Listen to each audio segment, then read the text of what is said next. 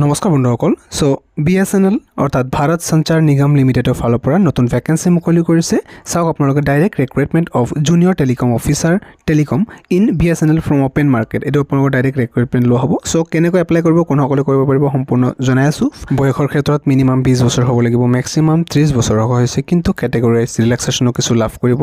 ইয়াতে যদি OBC NCL ৰ পৰা হয় তেনেহলে 3 বছৰ বেছি অৰ্থাৎ 33 ইয়াৰ্স লাভ কৰিব এসসি এসটি হলে 5 বছৰ অৰ্থাৎ 35 ইয়াৰ্স লাভ কৰিব বাকি আপোনালোকৰ পিডব্লিউডি ক্যাটেগৰীৰ পৰা যদি ৰিজাৰ্ভ ক্যাটেগৰীৰ পৰা থাকে তথাপিও ইয়াতে আপোনালোকৰ ৰিল্যাক্সেশন লাভ কৰিব দিয়া আছে সো এই পোষ্ট কেটাৰ বাবে সিলেকশনৰ বাবে এটা কম্পিউটাৰ বেস টেষ্ট ল হ'ব তাৰ পিছত মেৰিট লিষ্ট মুকলি কৰিব আৰু এনেকৈ সিলেকশনটো লাভ কৰিব এইবিলাক পোষ্টৰ নাম হৈছে জুনিয়ৰ টেলিকম অফিচাৰ আৰু এইবিলাকত এপ্লাই কৰাৰ বাবে আপোনালোকৰ ব্যাচেলৰ অফ ইঞ্জিনিয়াৰিং ডিগ্ৰী কৰা হ'ব লাগিব যিকোনো সেন্ট্ৰেল নাইবা ষ্টেট গভৰ্ণমেন্টৰ আন্ডাৰত ইয়াতে আপোনালোকৰ ডিসিপ্লিন সমূহ কি বিচাৰিছে চাওক টেলিকমিউনিকেশনত ইঞ্জিনিয়াৰিং নাইবা ইলেক্ট্ৰনিক্সত নাইবা ৰেডিঅ' নাইবা কম্পিউটাৰ নাইবা ইলেক্ট্ৰিকেল নাইবা ইনফৰমেশন টেকনলজি অৰ্থাৎ আইটি নাইবা ইনষ্ট্ৰুমেন্টেশন আৰু এইবিলাকৰ ওপৰে যদি আপুনি ইয়াতে এমএসসি কৰিছে ইলেক্ট্ৰনিক্স নাইবা এমএসসি কম্পিউটাৰ সায়েন্সৰ ক্ষেত্ৰত আপুনি ইয়াতে এলিজিবল হ'ব এক্সাম সেন্টাৰৰ ক্ষেত্ৰত আমাৰ অসমৰ ক্ষেত্ৰত এতে গুৱাহাটীত এক্সামটো দিব পাৰিব এক্সাম সেন্টাৰ গুৱাহাটীতো আছে সো এইবিলাক পোষ্টৰ বাবে আপোনালোকৰ যেটো এক্সাম ল হ'ব তাৰ প্যাটাৰ্ন সমূহ কি দি আছে চাওক ইঞ্জিনিয়াৰিং স্ট্ৰীম সেকশন 1 ৰ পৰা 200 মাৰ্কস আহিব অৰ্থাৎ 50টা কোৱেশ্চন আহিব ইঞ্জিনিয়াৰিং স্ট্ৰীম সেকশন 2 ৰ পৰা আহিব 200 মাৰ্কস 50টা question general ability test section 3 ৰ পৰা আহিব 80 মাৰ্কস অৰ্থাৎ 20টা কোৱেশ্চন মুঠ 3 ঘণ্টা সময় আপোনালোকে লাভ কৰিব কম্পিউটাৰ মাধ্যমত ইয়াতে এক্সামটো ল হ'ব টোটাল 480 নম্বৰৰ এক্সাম ল হ'ব 120টা কোৱেশ্চন থাকিব অৰ্থাৎ প্ৰতিটো প্ৰশ্নত ইয়াতে 4 নম্বৰ কৈ দিয়া থাকিব আৰু ইয়াতে নেগেটিভ মাৰ্কিংও থাকিব এটো মন কৰিব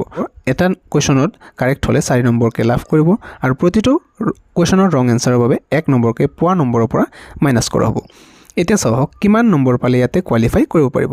মিনিমাম কোৱালিফাইং মাৰ্কস ৰখা হৈছে প্ৰতিটো সেকশনৰ বাবে 40% ৰখা হৈছে যদি আপুনি জেনাৰেল ক্যান্ডিডেট হয় আৰু ওভাৰঅল আপোনালোকৰ যেটো পাৰ্সেন্টেজ সেটো 50% পাব লাগিব আৰু এসসি এসটি ওবিসি এনসিএল হলে তেনেহলে আপোনালোকৰ নাইবা পিডব্লিউডি ইডব্লিউএস ক্যান্ডিডেট যদি হয় প্ৰতিটো সেকশনত ইয়াৰ ক্ষেত্ৰত 40ৰ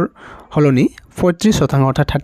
35% ৰখা হৈছে আৰু ওভাৰঅল ইয়াতে 50% হলনি 45% ৰখা হৈছে ইয়াৰে জেটি অৰ্থাৎ জুনিয়ৰ টেলিকম অফিচাৰৰ বাবে টোটাল 100টা পোষ্ট মুকলি কৰিছে আপোনালোকে চাব পাৰে প্ৰিফাৰেন্স ইয়াতে আপোনালোকৰ যি 21টা ঠাইত পোষ্ট মুকলি কৰিছে 21টা আপোনালোকে তে প্ৰিফাৰেন্স দিব পাৰিব scale of pay salary to 16400 পৰা স্টাৰ্ট কৰি 40500 লৈকে ৰখা হৈছে এপ্লিকেশন কৰাৰ ক্ষেত্ৰত এপ্লিকেশন ফিস ইয়াতে লাগিব আনৰিজাৰ্ভ ওবিসি নাইবা ইডব্লিউএস ক্যান্ডিডেট হলে 2000 रुपीस পেমেন্ট কৰিব লাগিব আৰু যদি হেতে এসসি এসটি পিডব্লিউবিডি হয় তেনেহলে 1000 रुपीस পেমেন্ট কৰিব লাগিব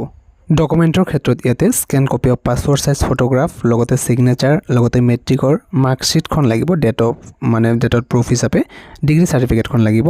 essential qualification যেটো বিচৰা হৈছে consolidated mark sheet লাগিব transcript of essential qualification for all semester or years photo identity proof হিচাপে আধাৰ কাৰ্ড পাসপোৰ্ট নাইবা ড্ৰাইভিং লাইসেন্স ভোটাৰ আইডি আপোনালোকে যিকোনো এটা দিব পাৰে যদি আপুনি ৰিজাৰ্ভ ক্যাটেগৰীৰ পৰা হয় তেনেহলে আপোনাৰ যেটো ক্যাটেগৰী সাৰ্টিফিকেট লাগিব তে মেডিকেল সাৰ্টিফিকেট লাগিব যিসকল পিডব্লিউবিডি ক্যাটেগৰীৰ বাবে এপ্লাই কৰিব ইয়াৰ এপ্লিকেশনৰ ৰেজিষ্ট্ৰেচন টু আপোনালোকে www.externalexam.bsnl.in এটো অফিচিয়েল ওয়েবসাইট লগে গৈ কৰিব লাগিব